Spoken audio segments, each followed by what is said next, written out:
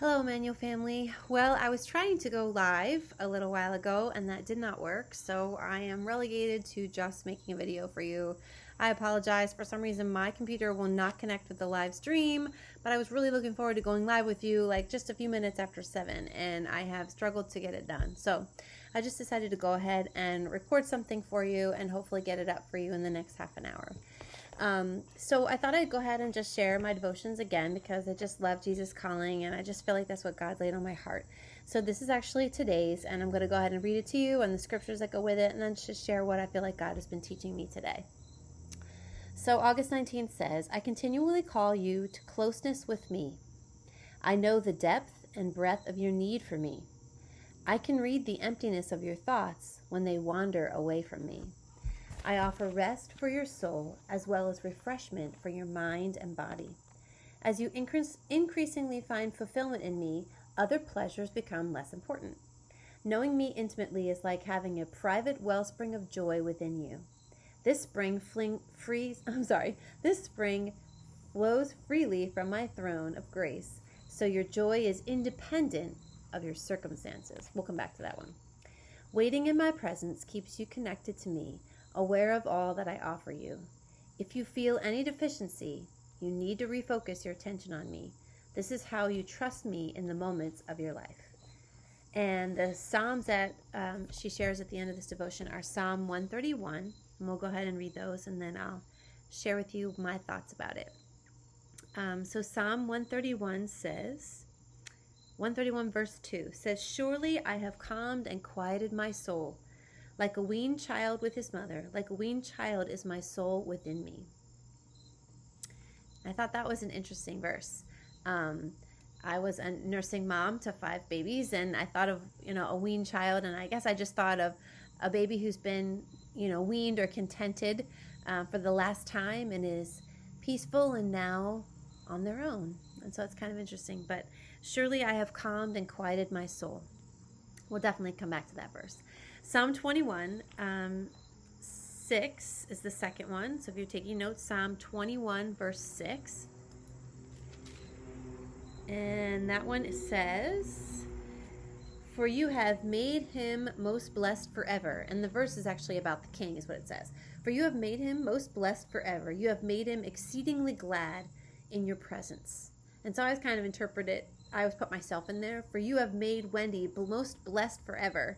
You have made her exceedingly glad with your presence. The idea of being glad in God's presence.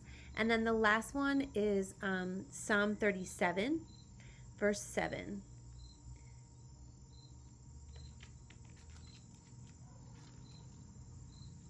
Psalm 37, verse 7 says, Rest. Ooh, hey, we talked about that last week.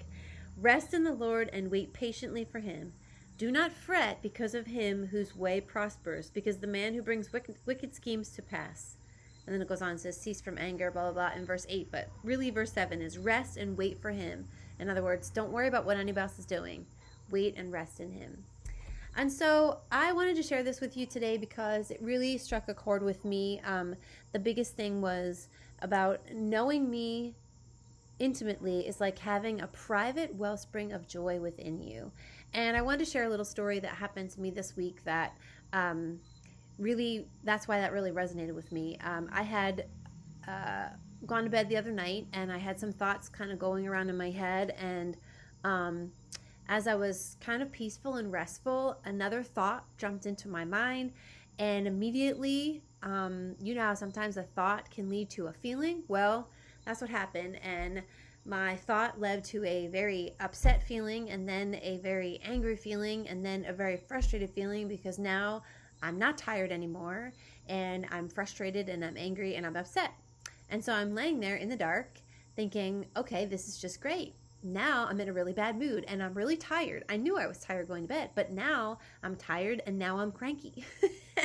And so I decided to pray, because my dear friend Carl shared in our small group that he would pray the 23rd Psalm. So I started, okay, the Lord is my shepherd, I shall not want. And I went through the whole Psalm, and I didn't feel any different.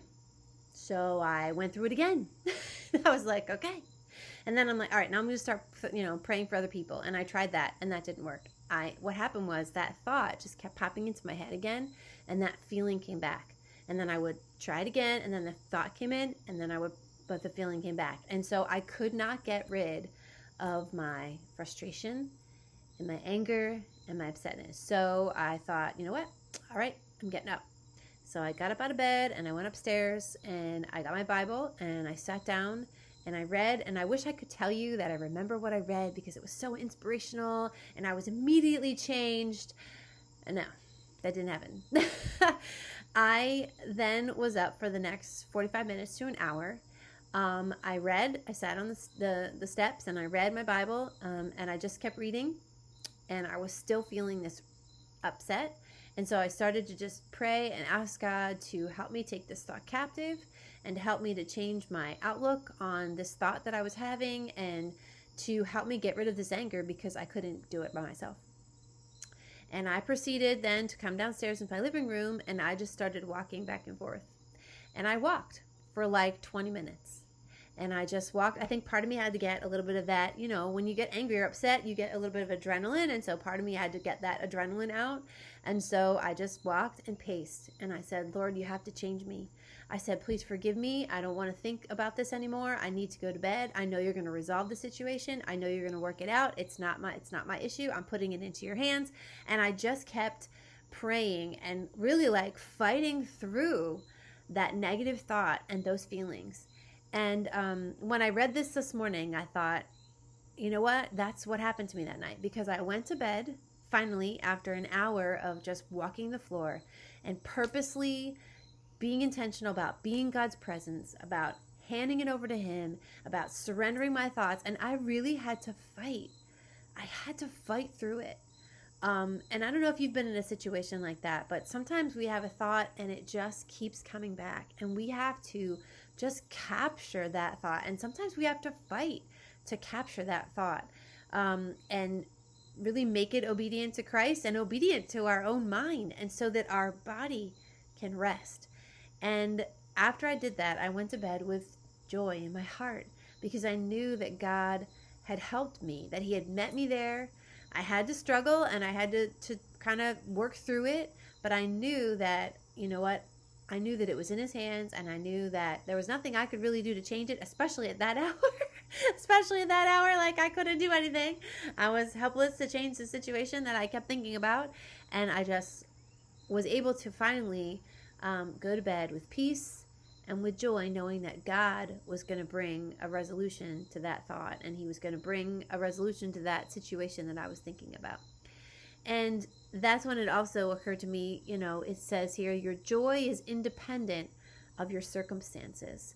And I don't know about you, but that's hard. Like, that's not easy. When our circumstances are crummy or difficult, like this whole coronavirus, I'm sure there have been times when you guys have all felt like, this is miserable.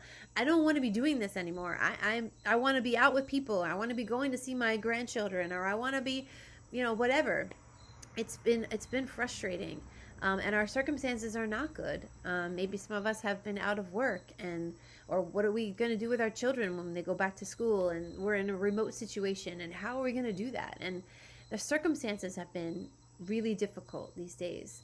And but that's where sometimes we have to take that thought captive, whatever that thought is, whether it's a thought that induces anger, a thought that induces despair or sadness or hopelessness, and we have to go to God. And sometimes we have to fight to get those thoughts captured and surrendered to Him. But when we do that, when we come into His presence, when we wait patiently for Him. Now, I wasn't resting necessarily when I was pacing my floor, but I was resting that situation in Him. I was giving it to Him, and I had to fight to give it to Him. But then I waited on Him and waited for Him to help me through that situation. And what was that other verse? 21, I think it was, that I said we come back to. 21, Psalm 21, 6. For you've made Him glad, you're most blessed, and you've made Him exceedingly glad in your presence. And when I went to bed that night, I thought, you know what? God is going to work this situation out. I can't change it, especially now. I can't, whatever. He's going to work it out. He's going to take care of it. I don't have to stress over it. I can go to bed and rest now in peace because he's got it. And I guess it was the last one, 131. I think that was the one I said I was gonna come back to again. I think I said that about all of them, but that's okay. Surely I have calmed and quieted my soul. And I had to fight a little bit with that thought, and I had to kind of go before God, and I had to say, Lord, I surrender this to you, and I literally had to fight to get to that point. But when I went to bed, I had calmed and quieted my soul before the Lord, like a weaned child, like a contented child, a child who knows his mama is taking good care of him, and now he's strong enough to stand on his own and to rest in that. And I think that's where I was. And I just love how Sarah Young writes these devotions because it's just so real. God does offer rest to our souls. He offers refreshment to our mind and bodies. And sometimes we have to fight with ourselves to get there. Sometimes we have to purpose to capture those thoughts and wrestle through our feelings before we can really quiet our soul and quiet our minds before him. And then that wellspring that joy is able to come up because we know we've surrendered it to him and that he's going to take care of whatever that worry was, whatever that fear was, whatever that situation that needs to be resolved, that he's got it. And so I know for some of us, this could be a daily process. You have something that's weighing on you, that's been weighing on you maybe for years and years.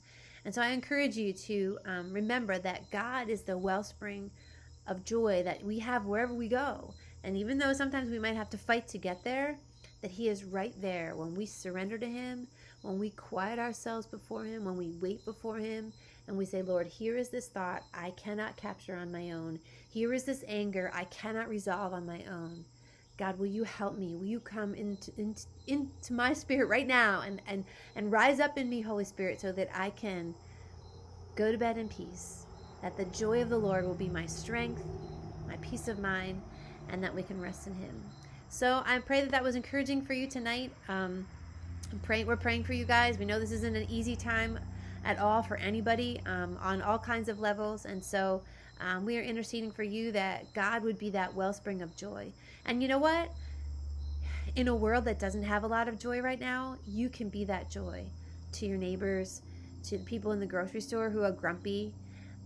You can bring the joy of the Lord wherever you are, but you need to get there yourself first. And so I just pray that this week would be a joy-filled week, that you'd find joy in the sunflowers that you see, in the beautiful days that we've had, these beautiful blue skies and big puffy clouds. I pray that you've been able to sense God's presence and his peace, and that his joy would overflow, even if you have to fight sometimes to get there. So we love you guys. We're praying for you, and we hope you have a great week in the Lord. See ya.